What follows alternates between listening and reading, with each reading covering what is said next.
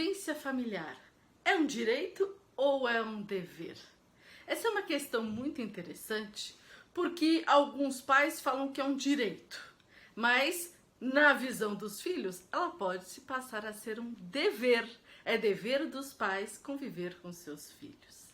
Então, se um pai ou uma mãe está sendo impedido de conviver com seu filho, ele é seu cliente, você deve tomar as providências aí cabíveis, né? Ou você já entra imediatamente com um processo de regulamentação de guarda e visitas, porque às vezes eles se separaram de fato e nunca fizeram a regulamentação disso, isso acontece, e aí numa primeira briga que dá esse casal, pronto. As crianças são usadas como um instrumento de troca, principalmente ainda quando se fala de alimentos. Aí é mais triste essa questão, certo? Bom, feito isso, e a criança? Aquela criança que gostaria muito de ver mais os pais, ou o pai ou a mãe, aquele genitor a qual ela não vive, ela não mora.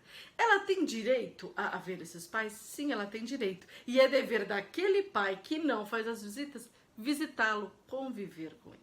O Estado, ele vai obrigar aquele pai ou aquela mãe a fazer as visitas? Bem, o Estado, ele pode até fazer essa determinação. Se você entrar com essa ação pedindo a regulamentação aí de visitas, né? Que na verdade a gente nem usa mais esse termo visitas, a gente fala convivência. Mas vamos colocar aqui o nome da ação. Entra com a ação de regulamentação de visitas. Aí nessa ação de regulamentação de visitas, você pede que seja regulamentadas as visitas, que a criança sente muita falta, que trata-se de um abandono afetivo, tá? Porque às vezes aquele genitor que não convive paga direitinho a pensão, mas não quer ter contato. O que acontece? Você entra com essa ação e pode até fazer ali um adendo aí na sua petição para que seja aplicada uma multa caso não haja aquele período de convivência. Pode fazer? Pode. Mas nós já temos o julgado da nossa ministra Nancy Andrighi, em que ela já diz: ninguém é obrigado a amar. Então, ele pode deixar de conviver? Ele vai deixar. Ele não há prisão civil no Brasil. A única hipótese de prisão civil no Brasil é em caso de não pagamento de alimentos determinados pela via judicial. Nesse caso, ele não vai ser preso, Vai haver essa perda, vai haver esse abandono. Você pode até entrar, falar para o seu cliente que pode-se entrar então com uma indenização para pagar ali uma terapia para aquela criança ter ausência daquele genitor que não convive, porém, obrigá-lo a estar ali direitinho, você não vai conseguir.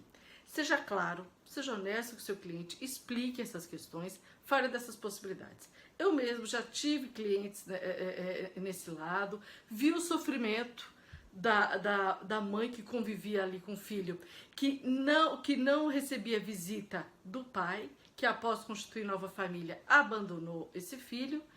Tentamos entrar com a ação, colocamos multa, mas nada resolveu. Até uma hora que é melhor cuidar da sanidade mental da criança, tá? Mas a tentativa é válida, porque às vezes essa tentativa faz com que as partes se reconciliem e que voltem a conviver e que talvez, dependendo como que é a característica daquele genitor que não convive, faça com que ele repense nas possibilidades que ele está perdendo em não conviver com aquela criança.